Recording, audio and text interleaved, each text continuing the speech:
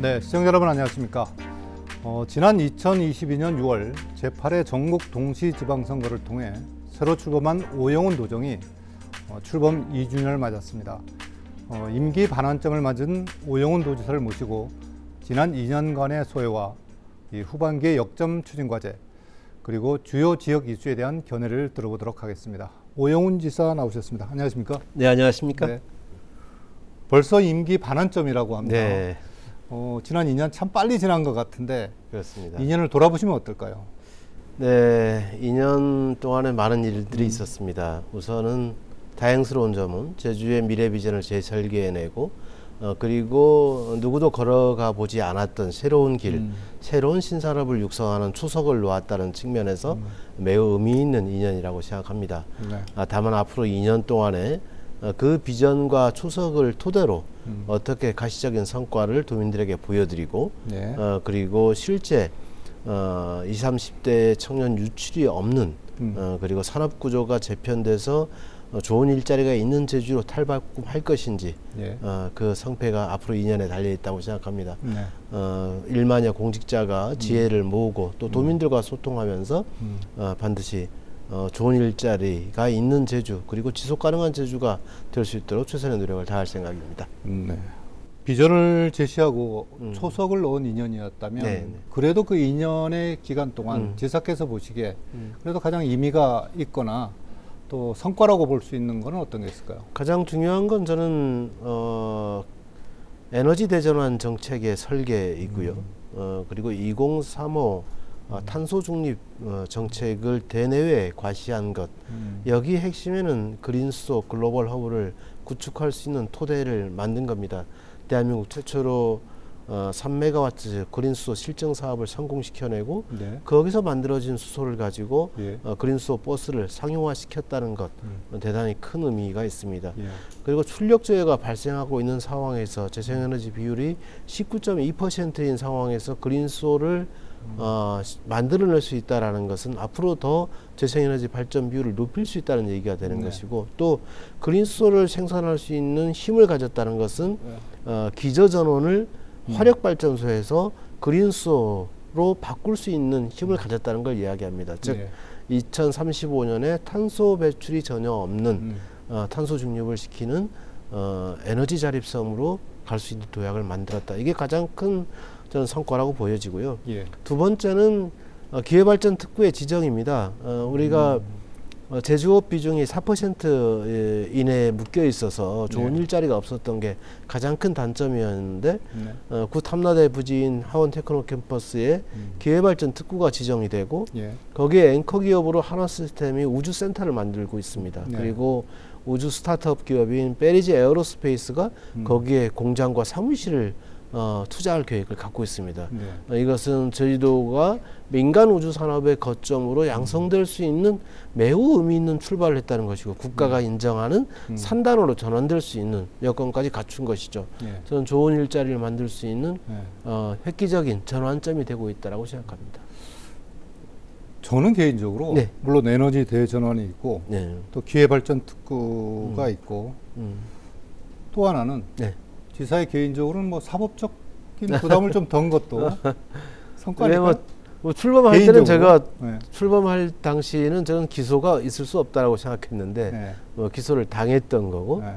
또 그 과정에서 1심과 재심 과정을 통해서 도민 여러분들의 걱정을 덜어드린 점은 다행스러운 점이라고 생각합니다. 알겠습니다. 아까 지사께서 얘기했던 부분은 이따가 조금 더 자세히 얘기를 해보고 반대로 좀 아쉬운 점이 있죠.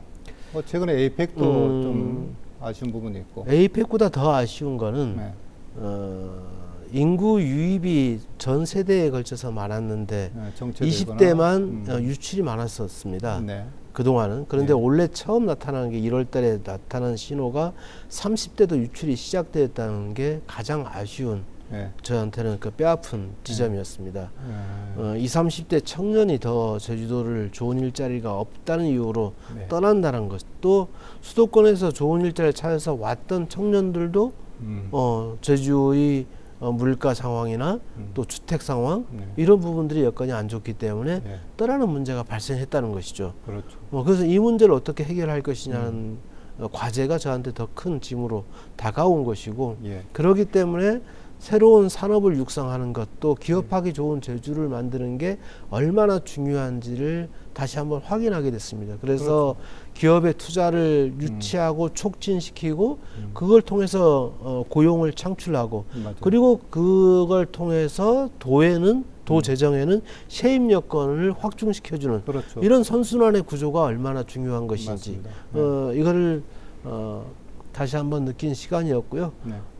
이런 과정들을 통해서 또 도민들께도 네. 왜 기업하기 좋은 제주가 되어야 되는지 기업의 투자가 왜 중요한지에 대해서 더 상세히 세심하게 설명을 드리면서 공감대를 이루어 나가는 게 대단히 중요하겠다 이런 생각이 듭니다. 전국 시도 가운데서 네. 우량 대기업들이 있는 네. 곳이 네. 예, 세제 부분이나 이런 데서 네. 물론 좋은 일자리도 같이 따라가고 그렇죠. 지방 재정이 네. 탄탄한 곳이 대부분인 그렇죠. 것도 뭐 수도권 대표적인 것이고요. 그렇죠. 예, 충청, 세종권만 해도 마찬가지 아니겠습니까? 물론 이렇게 이제 남부, 동남부를 빼고는 중부 맞아요. 이상은 다 맞아요. 좋은 일자리가 가고 있는 게 예.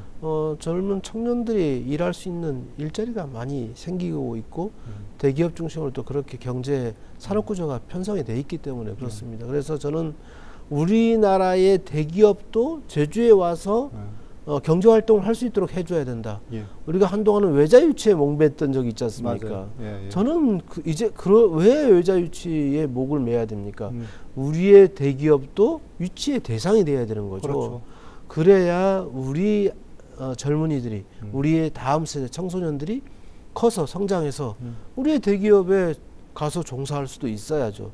그런 기회를 많이 만들어내야 된다고 생각을 합니다. 도연했을 때도 네. 그 내용은 상당히 강조를 했잖아요. 네, 외자 그래서- 유치보다 더 중요한 예. 것은 국내 대기업이 제주에서 그렇죠. 기업하기 좋은 환경을 만들어줘야 된다.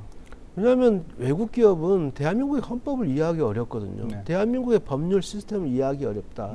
그런데 국내 대기업은 헌법과 개별 법률에 대한 이해도가 높기 때문에 네. 법규를 준수하려는 기본적인 자세를 갖고 있습니다. 예.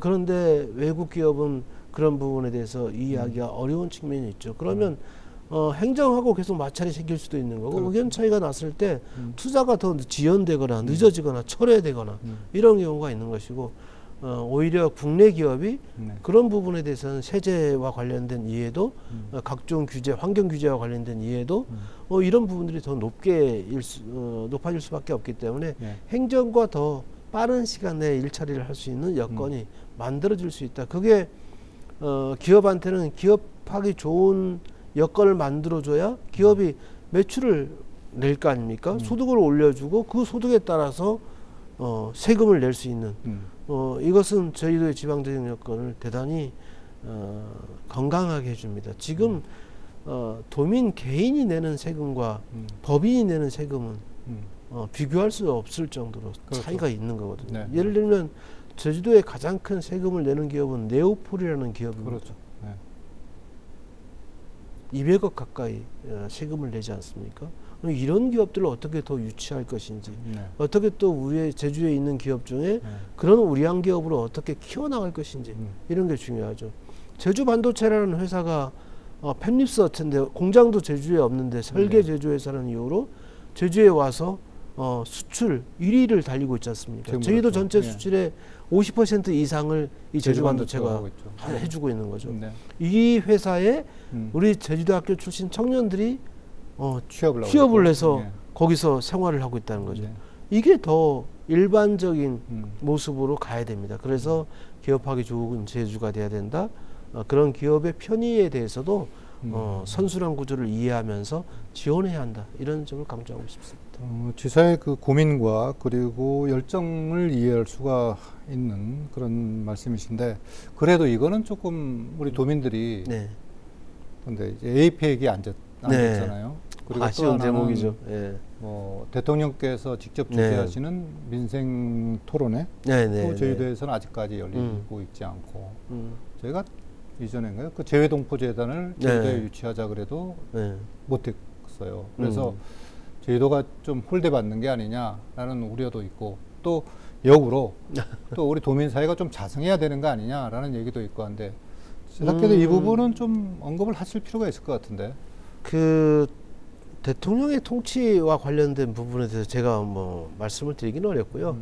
다만 현재의 법률 체계, 예를 들어서 지방자치법이라든가 지방자치와 관련된 또 제주특별자치 특별법과 관련된 권한이 대부분 또 제주도에 와 있기 때문에 도정을 운영하는 데 큰 어려움이 있거나 그러지는 않습니다. 다만 도민들께 비춰지기에는 제주도와 특별한 관계가 또 특별한 애정이 없기 때문에 네. 제주도에 관련된 정책이 지지부진한 건 아닌가 하는 걱정이 있을 수 있다라고 생각합니다. 그렇죠. 네. 근데 그러한 걱정은 뭐 지지율로 바로 반영이 되는 거 아니겠습니까? 네, 네. 제주도에 대해서 더 국민의 한 일부다 이런 생각과 존중을 가지고 제주도 비전의 정책에 관심을 갖게 되면 저희 도민들도 더 많이 지지해 줄 것이라 생각합니다. 예. 정치는 지지율을 먹고 사는 거죠. 그렇죠. 그런 부분을 저는 좀 더 감안해 주셨으면 좋겠다는 생각입니다.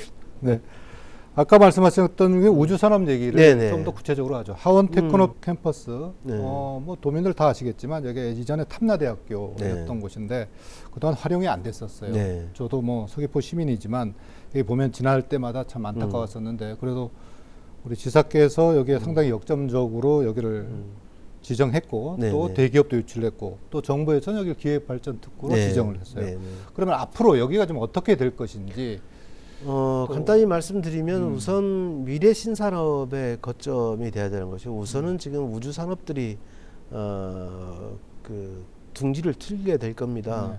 한화 시스템이 대략 1,000억 원 정도를 투자해서 여기에 우주 센터를 지금 착공을 해서 공사를 하고 있고 페리즈 에어로스페이스는 수백억 원을 투자해서 사무실과 그 발사체 전문 업체이기 때문에 발사체 조립 공정을 여기 현지에서 하는 것을 네. 계획하고 있습니다. 7월 중에도 지금 위성 발사가 지금 예정되어 있고요. 그런데 이 두 회사의 협력 업체들이 있습니다. 그렇죠. 대략 25개 정도의 협력 업체들이 있는데 이 협력 업체들이 기회발전 특구로 지정됨으로 인해서 네. 이 하원 테크노 캠퍼스에 이전할 수 있는 요건이 갖춰졌습니다. 그래서 지금 협의를 좀 진행을 하고 있고 네. 한화 시스템 공정이 되는 대로 내년 2025년 10월을 목표로 지금 작업을 진행을 하고 있는데 네. 그 시점에 다른 협력 업체들도 이전하는 것을 논의하고 있다는 점 말씀드립니다. 이 안에요. 네네. 하원 테크노 캠퍼스 안에. 네. 그래야 이제 전후방 산업이 그렇죠. 연계될 수 있는 맞아요. 시스템이 마련될 겁니다. 네. 그리고 또 그 이외에도 기회발전 특구로 지정되면서 세제 혜택이나 이런 게 있기 때문에 앞으로 그 부분에 대해서 정확하게 우리가 유치하려는 기업, 예. 뭐 예를 들면 시스템 반도체와 관련된 기업, 그렇죠. 그리고 또 게임과 관련된 기업, 예. 뭐 이런 기업, 그 다음에 메타버스와 관련된 기업, 예. AI와 관련된 기업, 데이터와 빅데이터와 관련된 기업들, 이런 기업들은 저희는 가급적이면 이 하원 테크노 캠퍼스로 유치하려고 하는 계획을 갖고 있다는 점 말씀드립니다. 그러면 네. 이 몇 개 정도 들어올까요? 하나와 함께 아까 말씀하신 20개. 아까 25개 페리지까지 포함해서 협력 업체가 이제 25개 업체고 예. 저는 20개 가까이 올 수 있지 않을까라는 기대를 하고 있습니다. 그럼 지역 연계를 잘 하게 되면 네. 우리 지역에도 상당한 도움이 좀 되지 않을까요? 예, 우선은 저는 정주 인구 하원 테크노 캠퍼스의 정주 인구만도 저는 2,000명 이상으로 상정을 하고 있고 네. 그리고 그러면 그분들을 위한 정주 여건을 만들어야 되기 때문에 서귀포시에서 네. 도로 계획, 그다음에 주택, 공공주택 확보 계획, 그다음에 학교 예. 확충 계획 이런 부분들도 동시에 고려가 되고 있는 것으로 알고 있습니다. 예, 제주가 탄소 중립 부분에서는 뭐 전임도 정도 당시에는 카본 프리 아일랜드라 해서 계획은 제시했지만 상당히 실행성에서 좀 떨어진 게 아니냐라는 지적이 있었는데 이번에 제로 카본의 계획은 그걸 좀 더 구체화시켰고 또 정확한 우리 실행 계획 연도를 제시한 그런 측면이 있는데 탄소 중립 부분에 있어서의 지사께서는 어떤 계획을 세우고 있고 또 어떤 부분에 역점을 두고 있는지 설명해 주신다면요. 저희들이 2035 대한민국의 탄소 중립 목표 연도는 2050입니다. 2050년을 목표로 하고 있는데 15년을 앞당겨서 하겠다는 것은 유엔이 지난 2015년에 유엔 총회에서 결정한 게 지속 가능한 목표를 해서 7개 세부 과제에 대한 지표를 제시를 하게 됩니다. 그게 SDGs라는 지속 가능 개발 전략이죠. 그것을 제주도가 먼저 하겠다는 얘기고, 그다음에 COP28이라고 유엔 기후 변화 당사국 총회가 28차 총회가 지난해 두바이에서 있었습니다. 화석 연료를 줄이고 그 재생에너지 비율을 3배 이상 높여 나가겠다는 계획이죠. 그리고 에너지 효율을 2배 이상 높이겠다는 계획인데, 이것을 우리가 제주도가 먼저 하겠다는 겁니다. 즉 국제 기준, 국제 표준을 제주도가 선도해서 끌고 나가겠다는 메시지를 전달한 것이고, 우리는 이러한 여건을 이미 마련했기 때문에 가능한 전략 목표라고 할 수가 있습니다. 왜냐하면 지금 재생에너지 발전 비율이 19.2%인데 지금 현재 한동평대 이제 150메가와트, 지금 한림해상풍력 100메가와트 이런 계획들이 지금 있지 않습니까? 그러게 되면 이 발전 설비 비율이 지금 현재 45%에서 70%까지 높일 수 있는 여건들이 마련되고 있는 것이거든요. 그리고 대규모 해상풍력도 우리가 가지 않으면 안 되는 길이기 때문에, 근데 이 그린수소라는 생산 기술을 독자적으로 확보했단 말입니다. 대한민국 국내 기술로, 국내 기업들이. 그러면 이것은 출력 제어를 제어할 수 있는 중요한 에너지 대체 에너지 자원을 만들었다는 것을 의미하는 것이기 때문에 2035년까지 재생에너지 발전 비율을 70%까지 끌어올리고 나머지 30%에 대해서는 그린수소를 통한 기저전원, 즉 발전소를 운영하겠다는 겁니다. 그러면 탄소 배출이 전혀 없는 깨끗한 그린 에너지만으로 모든 에너지를 공급하겠다는 것이죠.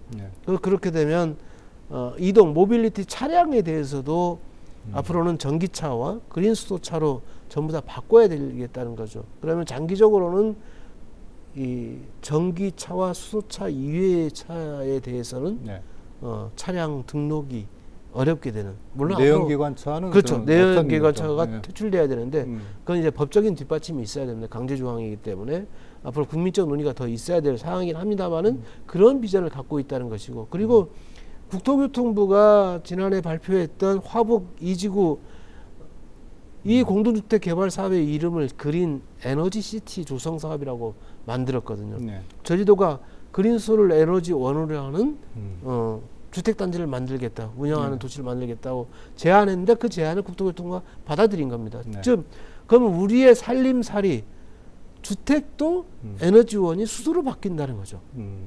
그러면 모빌리티 분야, 이동 수단에 있어서도 그게 버스가 됐든 트램이 됐든 자동차가 됐든 수소 선박이 됐든 항공이 됐든 바뀌는 것이고, 우리가 살고 있는 주택, 그 다음에 산업단지, 여기도 다 바뀌게 되는 거죠. 그러면 우리 사회 전 사회 영역에 수소가 공급되는 것을 우리는 그리고 있는 것이고, 이것을 우리는 그린 수소 사회라고 얘기를 합니다. 그린 수소 사회로 비전을 세운다는 것은 기업하기 좋은 제주에 딱 들어맞는 정책이 됩니다. 4차 산업혁명이 되면서 AI 시대, AI 반도체, 에너지가 필요하거든요. 어떤 에너지가 필요하냐면 전기가 필요한데, 그 전기는 수출하기 위해서는 재생에너지로 쓰든가 아니면 그린 수소로 쓰든가 해야 알리백을 실현해서 수출할 수 있는 거죠. 그래서 아모레퍼시픽이 화장품을 유럽에 수출하기 위해서 저희도 북촌 마을에 있는 풍력발전회사와 계약을 맺어서 전량 수매를 하고 있지 않습니까? 그게 알리백을 실현하면서 화장품을 수출하게 되는 것이죠. 이런 기업들이 제주에 오게 될 수 있는 여건을 마련한다는 측면에서 탄소 중립 2035 정책은 대단히 중요한 거다라고 말씀드립니다. 어쨌든 기대를 많이 해보겠습니다. 좋은 성과를 좀 내주시고, 아까 특히 지사께서 계속 강조하신 좋은 일자리, 또 좋은 기업이 제주도에서 좋은 성과를 내는 그런 성과로 돌아오기를 기대를 해보겠습니다. 민생경제 부분과 우리 전통적 산업 부분을 얘기를 하지를 않을 수가 없습니다. 먼저 관광 분야 얘기를 할게요. 요즘 관광 힘들다고 하는데 실제 힘든가요? 지사님께서 어떻게 보고 있나요? 약간 좀 다른 측면이 있는데요. 저는 이제 지표를 이제 계속 받아보기 때문에 관광객 수는 지난해 대비 3% 이상 증가했습니다. 늘었어요. 예. 네, 늘었어요. 그러니까 근데 내국인 관광객이 좀 줄었는데 네. 이것을 외국인 관광객이 대체해주고 있고 그런데 그 대체해주는 수준이 매우 높게 나타나고 있는 거죠. 그래서 3% 이상인데 본격적인 휴가철인 7, 8월 경까지는 3%에서 더 높은 수준으로 저는 올라갈 것이라고 생각합니다. 특히 또 외국 관광객 같은 경우에도 항공편이 더 늘게 지금 예정되어 있기 때문에 뭐 더 느는 건 당연한 겁니다. 그런데 문제는 어디에 있냐면 소비자가 바뀌고 있는 겁니다. 트렌드가 바뀌고 있죠. 예, 트렌드가 바뀌고 있는 겁니다. 그럼 예전에 제주 관광을 주도했던 것은 5, 60대 관광객이 주도했습니다. 네. 그러면 이분들의 소비 패턴은 단체 관광객 소비 패턴도 있었고, 그리고 전통 그 관광 상품에 치중된 측면이 있었습니다. 그런데 이게 어떻게 바뀌었냐면 대한민국 젊은이들이 제주를 좋아하기 시작했습니다. 20, 30대의 재방문율이 제일 높아진 겁니다. 맞습니다. 대한민국 관광의 제주 관광의 중심을 20, 30대가 지금 끌고 가고 있는 겁니다. 그렇죠. 그런데 이게 또 비슷한 현상이 중국 관광객에서도 나타납니다. 그래요. 예전에 중국 관광객도 다 단체 단체였죠. 관광이에요. 근데 지금 다 개별 관광. 개별, 가족. 네. 그리고 다 20, 30대입니다. 맞아요. 그리고 싱가포르, 대만, 홍콩, 말레이시아, 인도네시아 다 20, 30대입니다. 근데 대한민국의 20, 30대든 중국이든 아시안이든 유럽이든 20, 30대 디지털 세대가 제주 관광을 주도해 버리는 겁니다. 맞습니다. 우리도 모르는 사이에 주도하는 거예요. 잘 보십시오. 미국의 4차 산업혁명의 선두주자, 시가총액 1위에서부터 10위까지 전부 다 어떤 기업들입니까? 엔비디아 최근에 1위로 올라섰죠. 마이크로소프트, 그다음 구글, 아마존 이런 기업들 다 소비자가 디지털 세대입니다. 디지털 세대를 중시하는 기업들이 성장을 이끌고 있는 거죠. 그런데 제주 관광의 선두를 누가 이끄는지, 이 디지털 세대가 소비를 통해서 제주 관광을 이끌고 있다. 이건 매우 중요한 신호라고 저는 생각합니다.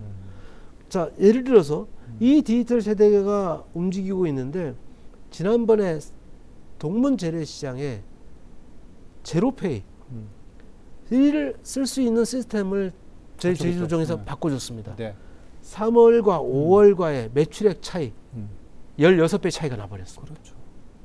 단숨에 디지털 세대가 쓸 수 있는 여건을 만들어줬더니 카드 매출이 16배로 높아진 겁니다. 네. 이런 준비를 우리가 해야 된다는 거죠. 관광도 디지털 세대에 맞게 트렌드 변화에 맞게 빨리 움직여줘야 된다. 이미 그렇게 움직이는 퓨전 요리, 퓨전 카페, 그다음에 고급 음식점 이런 데는 다 장사가 잘 됩니다. 그런데 전통적으로 해오던 일반적인 산업은 어려워진 거죠. 왜냐하면 5, 60대가 빠져나갔고 해외로 갔습니다. 이걸 어떻게 대체해 줄 것인지 저는 디지털 세대에 맞는 새로운 상품을 빨리 개발해내야 된다. 그래서 저희도 상인연합회하고도 이제 간담회를 준비해서 논의를 하고 있는 게 어떻게 하면 우리 자영업자분들이 소상공인분들이 이 디지털 세대의 변화 트렌드를 이해하고 맞는 상품을 개발할 것인지 컨설팅과 교육 프로그램을 전면적으로 확대하자. 저는 여기에는 돈을 좀 무한적으로 좀 지원을 해줘도 저는 좋다고 생각을 합니다. 그렇게 해서 우리 도민들이 소상공인들이 자영업자가 힘을 낼 수 있는 그런 여건을 좀 만들고 싶습니다. 재래시장도 뭐 특정한 데를 지사께서 말씀하셨지만 거기도 매출이 늘어나는 요인은 결국은 우리 시스템의 변화였거든요. 지사께서 아주 정확하게 잘 보시고 계시고 관광에 대한 이 우려가 뭐 많이 있으니까 지사께서 뭐 정확히 보고 계시니 잘 해결책을 찾아갈 수 있을 것 같아요. 우리 이제 일부 언론에서 이제 특히 경제지 관련도 언론에서 제주 관광에 대해서 부정적인 기사를 쏟아내는 게 있는데 물론 어떤 요인이 있을 겁니다만은 우리 입장에서는 더 좋은 정책, 더 좋은 여행 프로그램을 더 많이 알리면서 프레임을 저는 좀 바꿔나가야 한다고 생각합니다. 그래서 비싼 게 아니라 그만큼 선택의 폭이 많아진 겁니다. 예를 들어서 숙박업소도 3성급 호텔, 4성급 호텔, 우리 5성급만 있다가 요즘은 6성급 호텔도 생겼고 7성급 호텔도 생긴 거 아닙니까?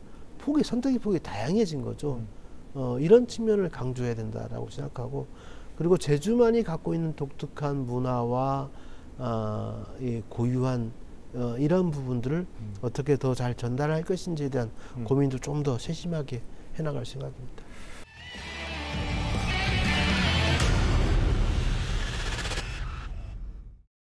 일차 산업 부분에 있어서 네네. 우리 농민들의 어려움, 요즘 또 비가 또 너무 많이 와요. 그래서 이 기후 위기에 대한 어려움, 또 이 부분에 대한 농정의 변화를 요구하는 목소리도 있는데, 지사께서는 1차 산업 부분을 구체적으로 어떻게 해나갈 것인지, 이건 하반기에 큰 그림을 좀 얘기를 해주신다면.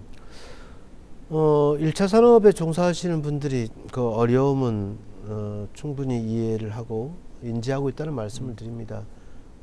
기후 변화, 기후 위기가 가져온 어려움도 있고, 또 소비 패턴의 변화가 가져온 어려움도 있습니다. 그럼에도 불구하고 예를 들어서 감귤이라는 대표적인 제주의 1차 산업 종목은 그래도 1조 3천억을 돌파하면서 지난해 좋은 성과를 내줬는데 올해도 성과를 이어갈 것으로 봅니다.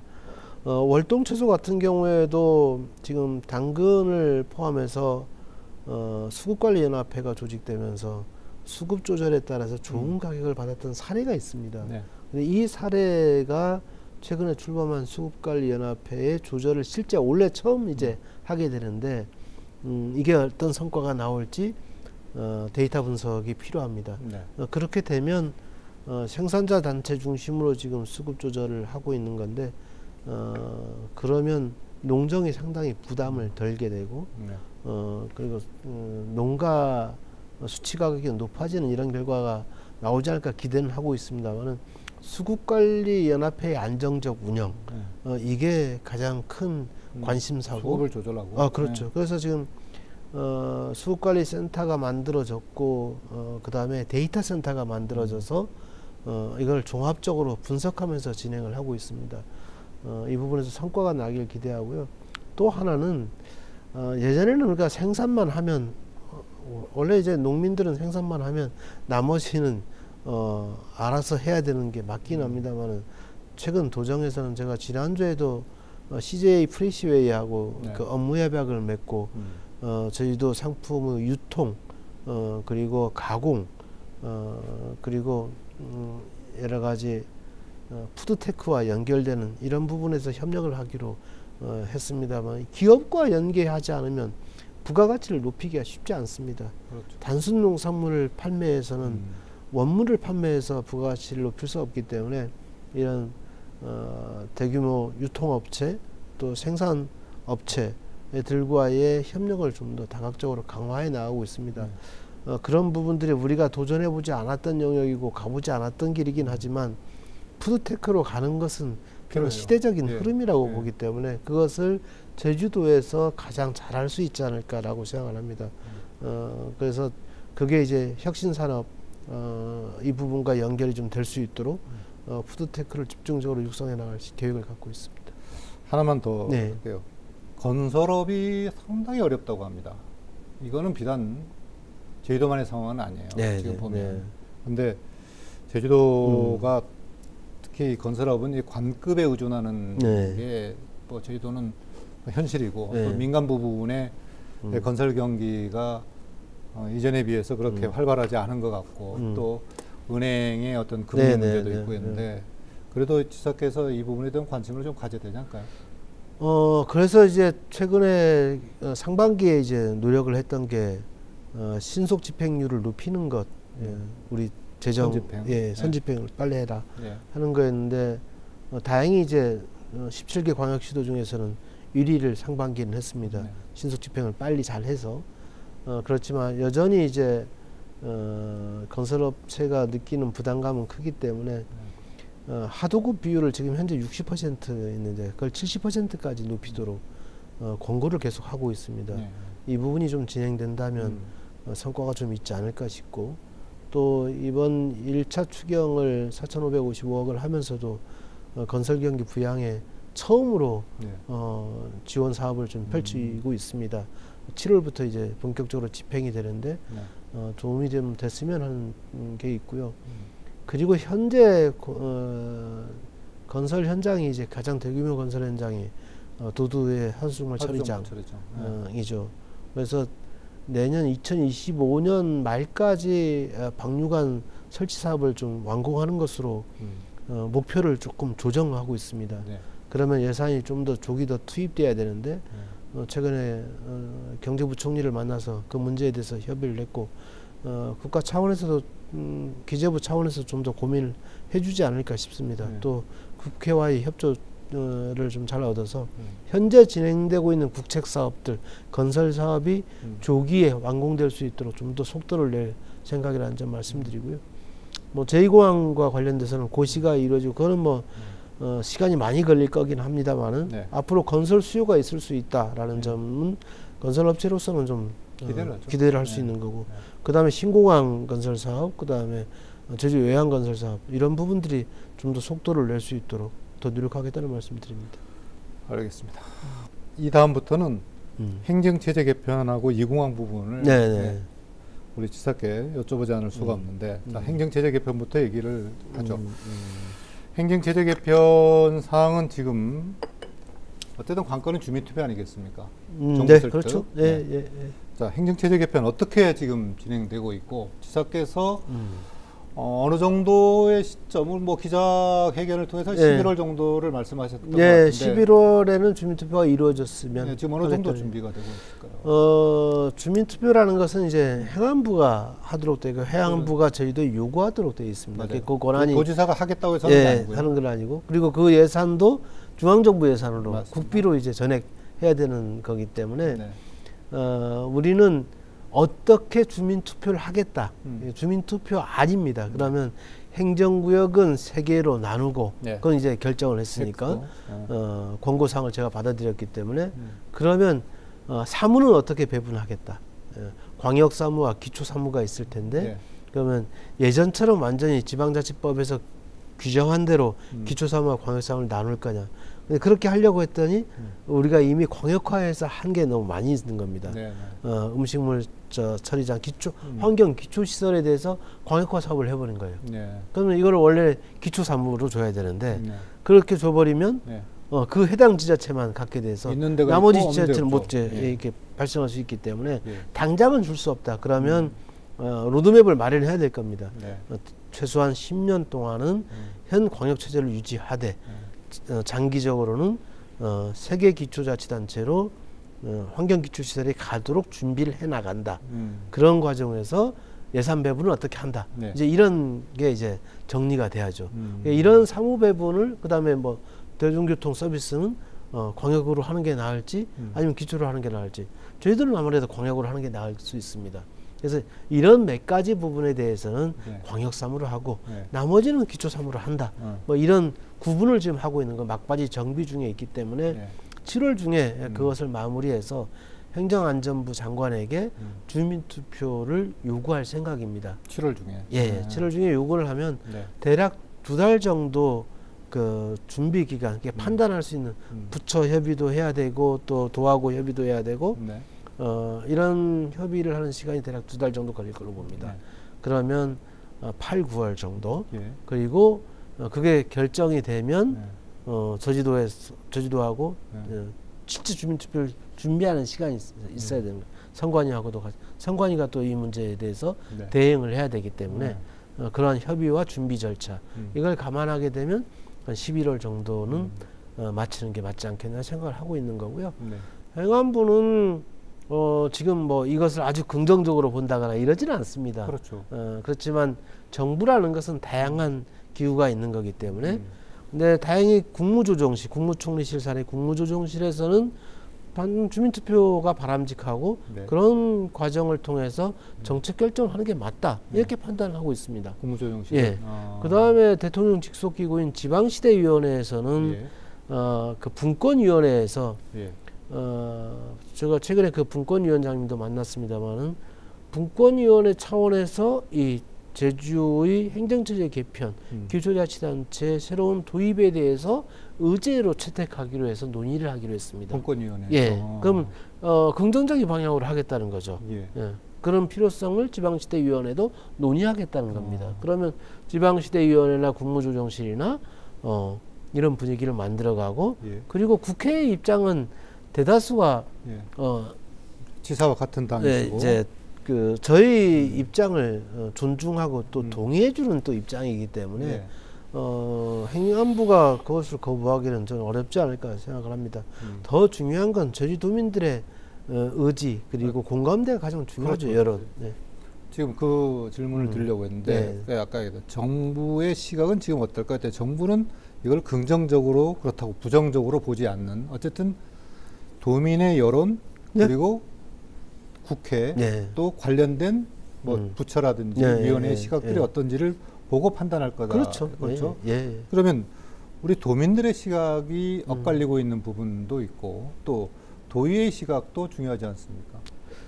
지사께서는 여기에 어쨌든 우리의 여론을 모아가는 노력들이 상당히 중요한데 어떻게 해나가실 건가요?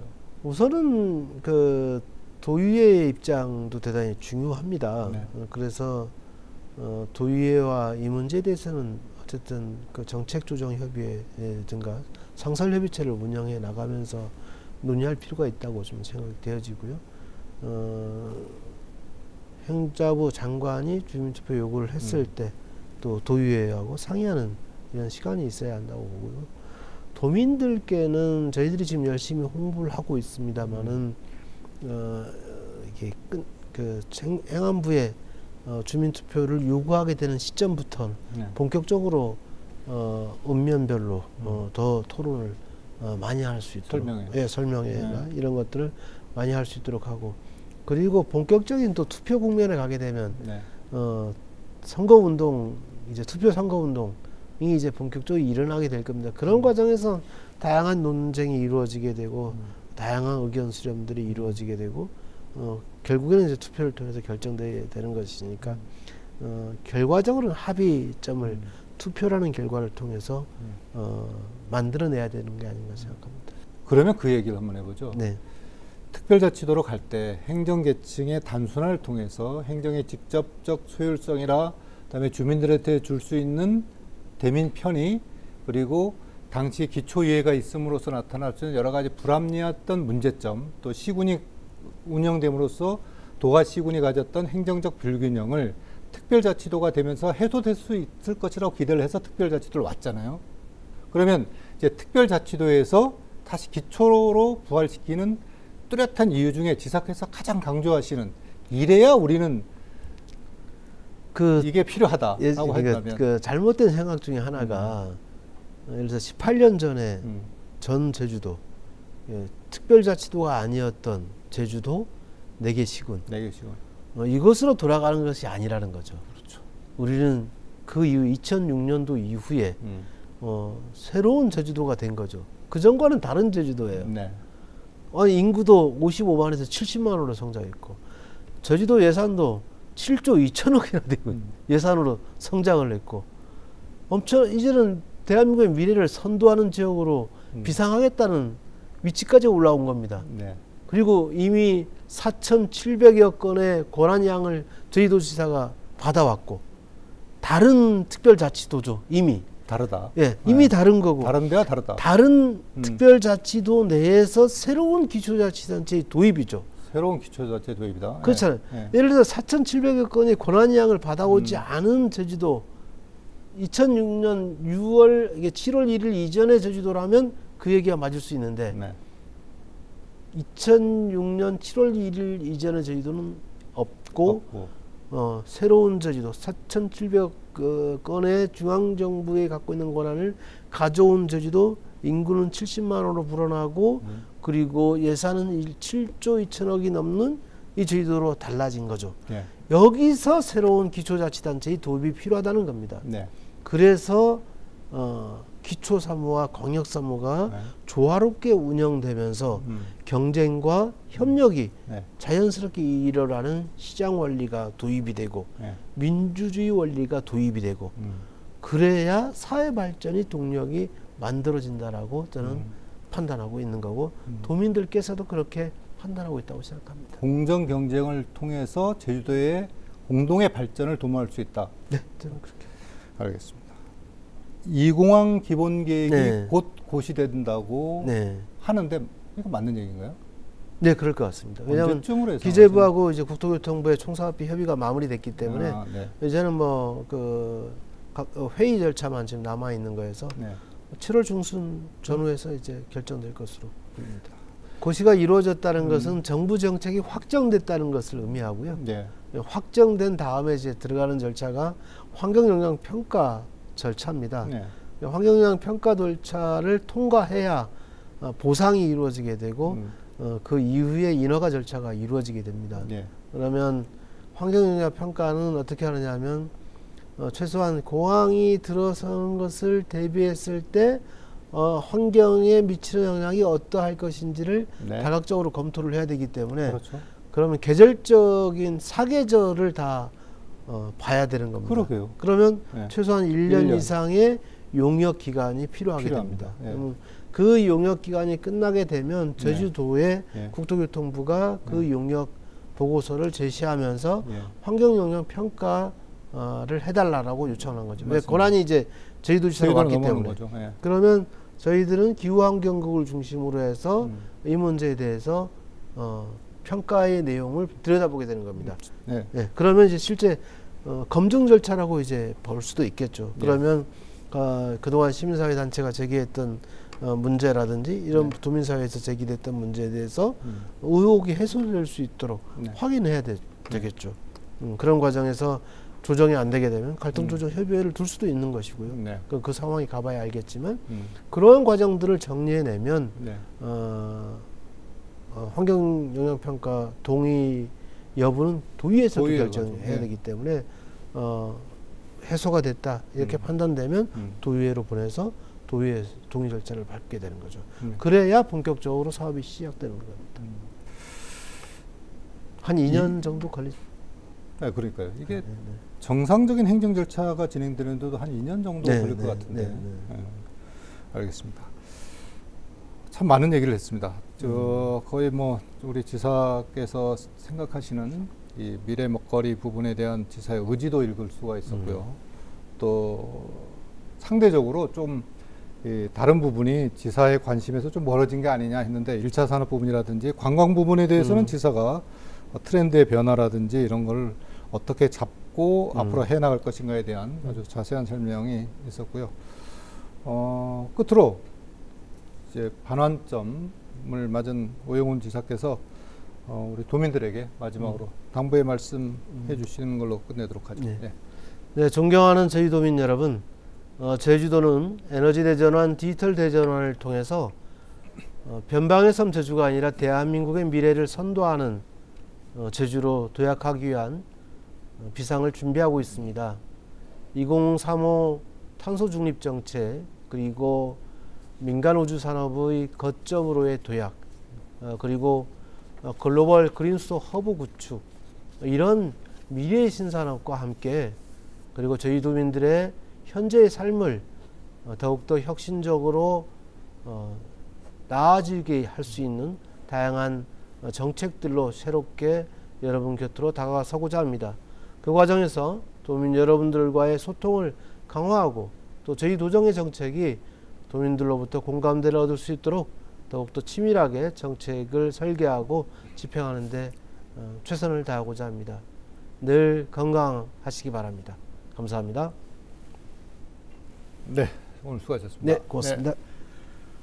네, 앞서 오영훈 도지사께서 아주 자세히 설명한 이런 여러 구상들과 이 실행 계획들이 다가오는 하반기에는 가시적인 성과로 돌아오는 시간이 되기를 기대하겠습니다.